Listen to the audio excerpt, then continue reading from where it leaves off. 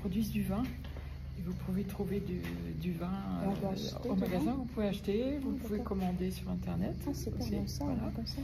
Ils ont un site, il y a un site, vous tapez Abbaye de Lérins. D'accord. Et il y a un site avec aussi bien la vie des moines que leurs activités. Sinon, il y a un magasin où vous pouvez voir déjà ce qui est vendu, puis l'acheter éventuellement. Voilà. Et ils produisent aussi des olives. Donc ils font de l'huile d'olive que vous trouvez aussi au magasin ou en commande. Et il y a combien de variétés de vignes?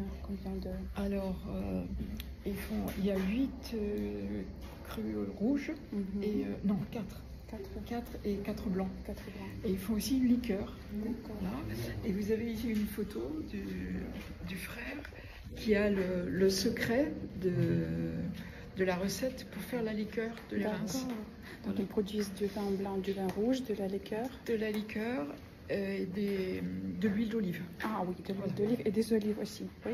Non, je crois qu'ils vendent peut-être, je ne suis pas certaine, ce qu'on appelle la pâte d'olive, c'est-à-dire on extrait l'huile, on sépare, on garde de la pâte qui se mange en tartiné ou en apéritif.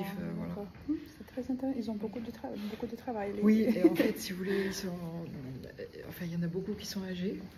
Et donc, ils sont amenés à employer du personnel extérieur pour pouvoir, pour pouvoir arriver à tout faire. Et c'est comme ça qu'ils gagnent de l'argent? Oui, c'est comme ça, c'est ce qui leur permet de gagner leur vie. Oui, tout à fait. Donc, par exemple, le frère Marie, il s'est formé pour être œnologue et apprendre à assembler, vous voyez, les différents jus fermentés pour faire des assemblages qui vont créer les différents crus de rouge et de blanc. De formation spéciale. Voilà. Et ils travaillent aussi avec des organismes de formation extérieure qui viennent les aider, les conseiller. Voilà.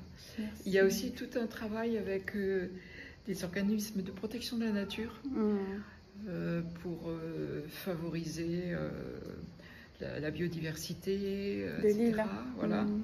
Et aussi un travail avec l'université de Nice, parce vous avez sans doute remarqué, il y a énormément de bateaux entre les deux îles. Oui, oui, tout à fait. Et ça a tendance à dégrader la mer. Les herbiers qui sont des herbiers de Posidonie, qui sont très fragiles. Et donc pendant l'été, il y a des jeunes bénévoles qui sont sur l'île et qui passent une partie de leur temps à pointer le nombre de bateaux chaque demi-journée, et puis à regarder les endroits qui sont abîmés, etc. Oui, c'est très important comme travail. Oui, tout à fait.